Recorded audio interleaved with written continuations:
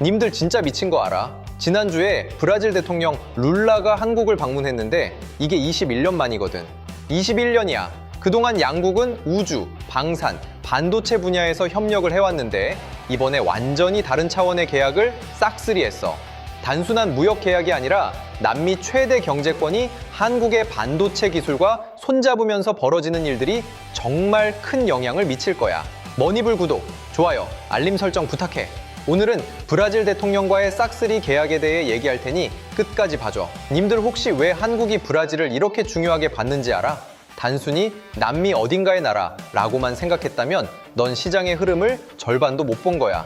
중국이 희토류 수출을 통제하고 있잖아. 그래서 전 세계가 중국 의존에서 벗어나려고 필사적으로 노력 중인데 거기서 나타난 게 바로 브라질이야. 먼저 숫자부터 보자.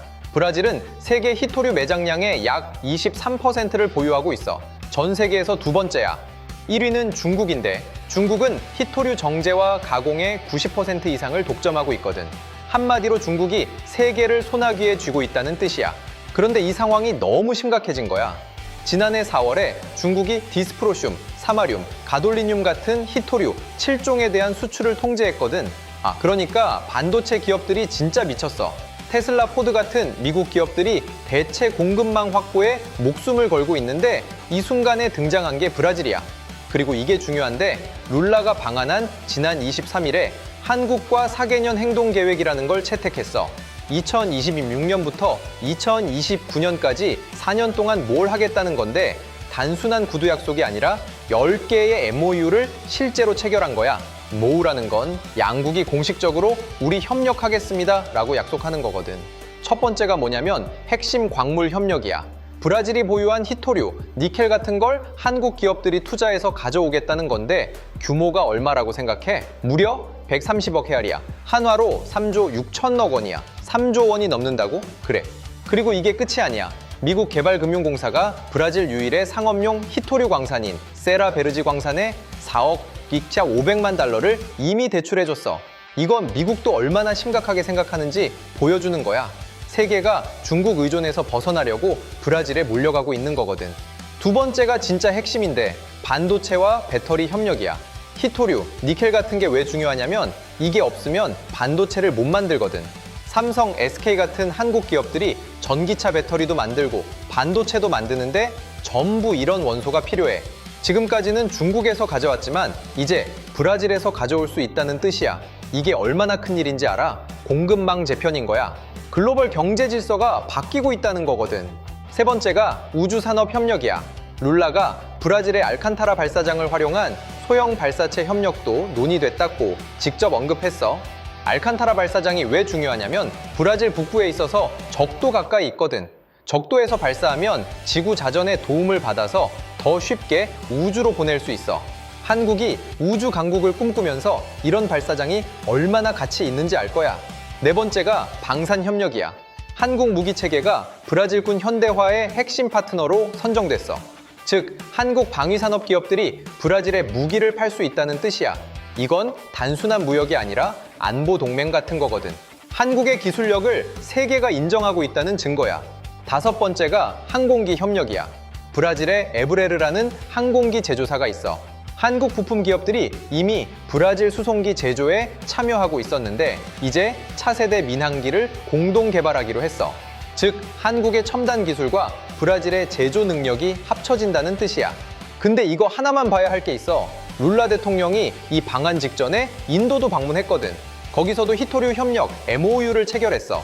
인도는 2030년까지 20억 달러 규모의 투자를 하겠다고 했어. 즉, 전 세계가 브라질의 희토류를 놓고 경쟁하고 있다는 뜻이야. 미국도 관심 있고, 유럽연합도 관심 있고, 인도도 관심 있고, 한국도 관심 있어. 한마디로 브라질이 지정학적 핵심 국가가 되고 있다는 거야. 이게 실제로 경제에 미치는 영향이 뭐냐면 한국 반도체와 배터리 기업들의 원가가 낮아질 거야. 중국 의존도가 낮아지니까 중국의 수출 통제 위협에서 조금 더 자유로워질 수 있거든. 그리고 삼성, SK, LG 같은 대기업들이 브라질에 투자하면서 관련 부품 기업들도 들어가게 돼. 이게 일자리도 만들고 기술 이전도 이루어져. 중소기업들도 기회가 생기는 거야. 근데 한 가지 더 봐야 할 게 있어. 이건 한국의 국가 전략 차원의 일이야. 지금 미국이 트럼프 행정부이면서 자국 중심주의를 펼치고 있잖아. 관세 정책도 점점 강해지고 있고, 이런 상황에서 한국처럼 수출에 의존하는 나라는 위험해.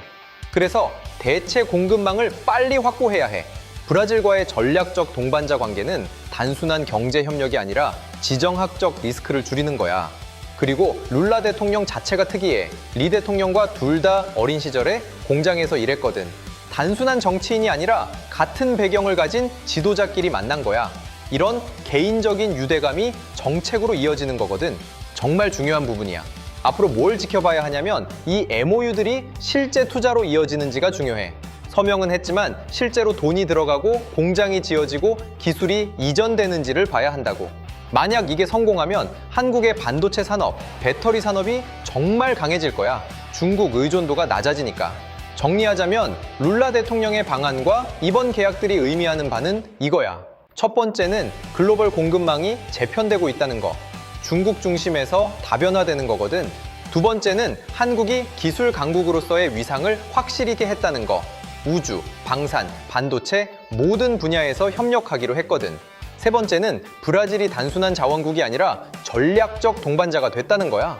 님들 이 뉴스 봤을 때 느낌이 어땠어? 많은 사람들이 룰라가 한국에 왔대 정도로만 생각했을 거야.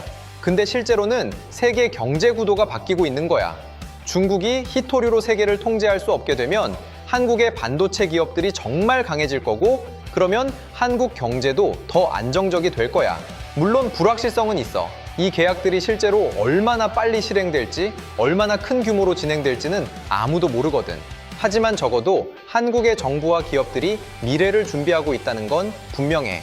앞으로 한국이 어떻게 브라질과 협력하는지, 그리고 다른 나라들이 어떻게 대응하는지를 계속 지켜봐야 해. 이게 단순한 뉴스가 아니라 너의 미래와도 연결돼 있거든.